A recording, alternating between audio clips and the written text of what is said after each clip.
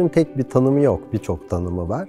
Ama çok basitçe açıklamam gerekirse, kültür toplumsal yaşama dair her şey, doğal olanın tersi diyebiliriz. Yani insanın yarattığı her şey. Toplum olarak insanın yarattığı her şey. İnsan tek başına değil, kolektif olarak daha başarılı oluyor. Çünkü insan sosyal bir varlık. Dolayısıyla kültür aslında bizim kolektif olarak değerli bulduklarımızı bir sonraki jenerasyona, çocuklarımıza iletiyoruz ki bunlar devam etsin, insan istifade etmeye devam etsin. Bu bilgilerden, tecrübelerden, değerli olanları aktarıyoruz. Bunlar sadece bilgi, tecrübe değil, aynı zamanda estetik anlayışımız, kendimizi ifade etme biçimimiz. Jenerasyondan jenerasyona kendimizi ifade etme biçimimiz de gittikçe sofistike hale geliyor. Bu şekilde sanat, müzik, edebiyat, mimari gittikçe gelişiyor, gittikçe sofistike hale geliyor. Bunlar da kültürümüzün önemli parçaları.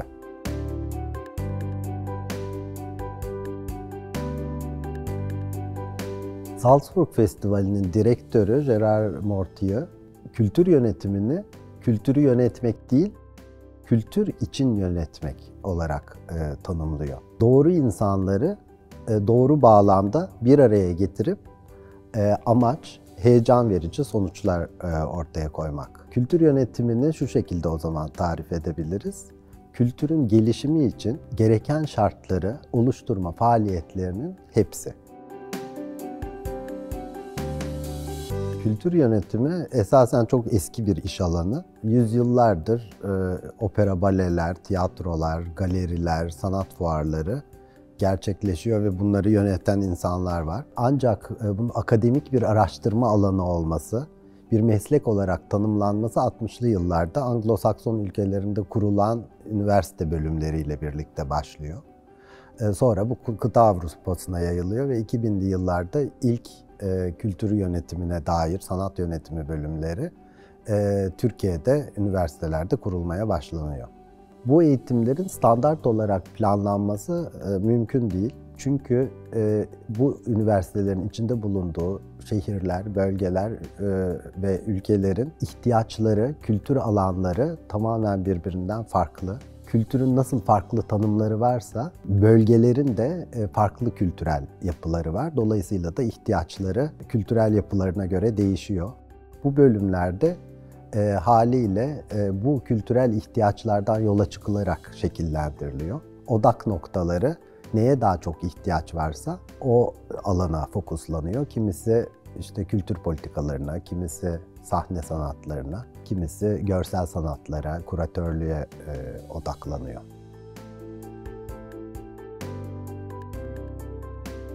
Kültür yönetiminin daha iyi anlaşılabilmesi için tarihçesine ve kültür kurumunun nasıl dönüştüğüne bakmak yararlı olur sanırım. 100 yıl öncesine baktığımız zaman daha tek disiplinli kurumlar, devlet kurumları görüyoruz. Yani devletin finanse ettiği ve yıllık ödenekleri olan devlet opera baleleri, devlet tiyatroları, devlet müzelerinin hakim olduğunu görüyoruz. Dolayısıyla da çalışanlar o büyük kurumun küçük bir parçası olarak çalışmaya yönelik becerilerini geliştiriyorlar, tecrübe ediniyorlar. Oysa 1980 yıllarındaki liberalleşme, ekonomik liberalleşme ile birlikte ve özelleştirmelerin gerçekleşmesiyle birlikte devlet kültür alanından biraz geri çekiliyor. Ve ülkeden ülkeye tabii bu geri çekilmenin miktarı değişiyor. Biz de Türkiye'de baktığımız zaman birçok bankanın kültür merkezleri ve kültür kurumları kurduklarını görüyoruz.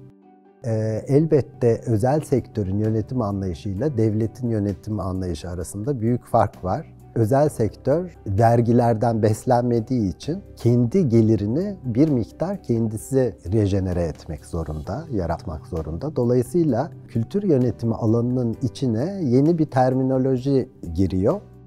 Fundraising gibi, fon geliştirme, pazarlama, sadece izleyici geliştirme değil, bunun pazarlama yoluyla yapılması. Bu süreçle birlikte kültür yapıları da bu tek disiplinli yapılardan daha çok disiplin barındıran içinde kültür merkezlerine dönüşüyor. Bu kültür yapılarının aslında sürdürülebilirliğini sağlayan önemli bir unsur. Aslında müzenin klasik fonksiyonu nedir? Kültür mirası değerlerini korumak, muhafaza etmek ve kamuoyuna sunmak. Bunun dışında ama bir müzeye baktığınızda kafesi de var, dükkanı da var. Oradan hem izleyici geliştirme açısından hem de bir gelir elde etmek açısından farklı birimler geliştirmek zorundalar. Aynı şekilde sadece müze izleyicisine değil, aynı zamanda görsel sanatlar, sahne sanatları izleyicisine de ulaşmak için işte film gösterileri, performanslar gibi farklı disiplinlerden etkinlikler de aynı birim içinde gerçekleştiriliyor. Bir de yerelin uluslararasına evrilme süreci var. Özellikle İkinci Dünya Savaşı'ndan sonra Birleşmiş Milletler, sonra da Avrupa Topluluğu gibi uluslar ötesi kurumlar barışı temin edebilmek için kültürel ilişkilerin güçlendirilmesi, ortak prodüksiyonların yapılması ve kültürel çeşitliliğin güçlendirilmesi konularına önem veriyorlar. Dolayısıyla verilen fonlarla hem devlet, kamu kurumları arasında hem de sivil toplumlar arasında gittikçe gelişen bir işbirliği ve iletişim süreci var. Yani bugün bir kültür yöneticisi olarak ne kadar yerel iş yapsanız da mutlaka uluslararası bağlarınız olması gerekiyor. Son 20 yılda da dijital teknolojinin, internetin gelişimi, kültür yönetimi alanını çok etkiliyor elbette. Çünkü kültürümüzü çok etkiliyor, günlük yaşamımızı çok etkiliyor. Daha evvel kültürel ilişkileri devlet kurumları yönetirken artık her bir sanatçının, her bir kültür kurumunun kendini tanıtması, yeni ilişkiler kurması, koprodüksiyonlar gerçekleştirmesi artık çok kolaylaştı. Daha önce medya sadece bir iletişim aracıyken şimdi araç olmaktan çıktı, prodüksiyonun yani kamusal alan haline geldi. Artık sanat prodüksiyonlarının bir kısmı da dijital ortamda gerçekleştiriliyor. Kültür yöneticisinin burada fonksiyonu, birincisi artık çok disiplinli ortamda çalışması lazım. Her ne kadar büyük bir kurumda çalışıyor olsa da mutlaka birçok alanda faaliyet gösteriyor olması lazım. Uluslararası iletişim becerilerinin olması lazım ve kültürel bağlamı çok iyi anlaması lazım.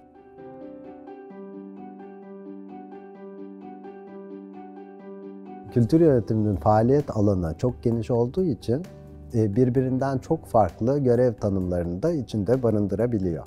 Yani kamuda kültür politikaları, kültürel destek programlarını hazırlayan kişiler de kültür yöneticileri. O büyük kurumların içinde herhangi bir disiplinde çalışan bir yönetici de kültür yöneticisi. Diğer yandan bir sanatçı inisiyatifine destek olan yahut da bir sanatçıya asistanlık yapan kişi de kültür yöneticisi. Bir müzik menajeri de kültür yöneticisi. Aslında bütün bunları birleştiren şey kültür yönetiminin tanımı. Kültür yönetiminin tanımında demiştik ki kültürel gelişmeyi sağlayacak şartları yerine getiren faaliyetlerin bütünü. Dolayısıyla bütün bu meslek alanlarını birleştiren amaçları. Hepsi kültürel bağlamda kültür alanını geliştirmeye yönelik çalışıyorlar. Biz kültür yöneticilerinin somut olarak yaptığı şeyler şunlar. Bir, kültür kurumları kuruyoruz ve bunları yönetiyoruz. İkincisi, bu kültür kurumlarının içinde yahut da bu kültür kurumlarından bağımsız olarak sanatsal prodüksiyonlar yapıyoruz. Yani sergiler, tiyatro gösterileri, müzik prodüksiyonları, konserler vesaire çeşitlendirebiliriz bunları. Üçüncüsü, bu üretimlerin daha zenginleşebilmesi için sanatçılar, tasarımcılar ve diğer kültür insanları arasında iletişim süreçleri oluşturuyoruz. Dördüncüsü, daha önce kültürün tanımında bahsetmiştim. Bugün üretilen sanat eserlerinin, kültürel üretimlerin kültürümüzün bir parçası olabilmesi için ve nesilden nesile aktarılacak değerler haline gelmesi için bunların toplum tarafından içselleştirilmesi gerekiyor. İşte biz burada çok önemli bir rol oynuyoruz. Sanatçıyla ya da sanat üreticileriyle toplum arasındaki aracı görevini üstleniyoruz.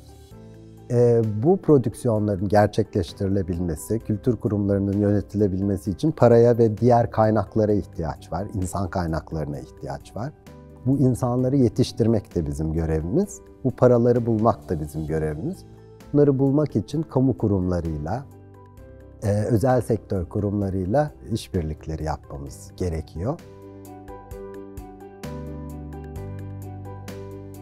Kültür yönetiminin çerçevesini iyi anlayabilmek için bir kültür işletmesinin üretim sürecine bakmamızda yarar var. Bir kültür işletmesi ne yapar? Önce tasarlar, fikir geliştirir.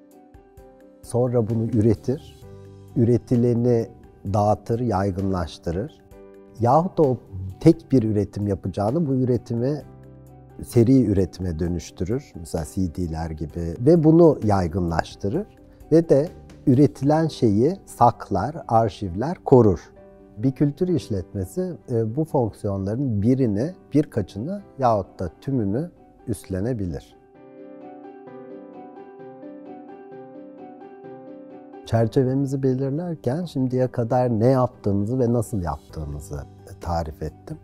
Aslında önemli olan neden yaptığımız, tarifine de baktığımızda kültür yönetiminin toplumda kültürün gelişimi için şartların yerine getirilmesine yönelik faaliyetlerin bütünü demiştik. Bu faaliyetleri tanımladım ama esas önemli olan bunun toplumun gelişimi için yapıldığının farkında olmamız. Yani yaptığımız sanat prodüksiyonunun sanat prodüksiyonundan ibaret olmadığını farkında olmamız. Yaptığımız işin politik, ekonomik, toplumsal bağlamını çok iyi kavramamız ve farkında olmamız çok çok önemli. Güncel sanat üretiminin topluma sağladığı yarar bir eğlence unsuru olmanın elbette çok ötesinde. Yaratılan her eserle sanatçı geleceğimizi şekillendirmek üzere öneriler sunuyor. Geçmişten gelen tabularımızı, alışkanlıklarımızı, düşünce ve inanç kalıplarımızı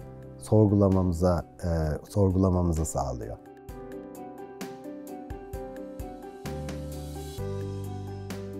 Kültür yöneticisinin ana faaliyetinin ilişkiler kurmak olduğunu söyleyebiliriz. Burada dikkat çekmek istediğim şey, yapılan sanat prodüksiyonunun gerçekleşmesi için kurduğumuz bütün ilişkilerin aslında kültürel gelişime katkı sağladığı. Yani biz sponsor ararken özel sektör kurumlarına gittiğimizde onlarla kurduğumuz ilişkiler dahi bizim o oluşturduğumuz sanat eserin toplumca benimsenmesi ve kültürümüz haline gelmesinde bir yarar katkı sağlıyor. Aynı şekilde kamuyla kurduğumuz ilişkiler kültür politikalarını şekillendirmede katkıda bulunuyor. Sanatsal süreçlerin zenginleşmesi için sanatçılar arasında kurduğumuz ilişkiler sanatçıların birbirlerinden beslenmesine ve böylece yaratım güçlerinin artmasına katkıda bulunuyor. Yani biz kaynak geliştirmek için sponsorları, devlet kurumlarına, fon sağlayıcılarına gidip de kaynakları bir hamlede bile toplayabilsek, yine de bu taraflarla kurduğumuz ilişkiler bizim yaptığımız işimizi daha başarılı ve daha güçlü olmasını sağlıyor. Çünkü sonuçta amacımız farklı taraflarla iletişim kurmak, farklı tarafları uzlaştırmak.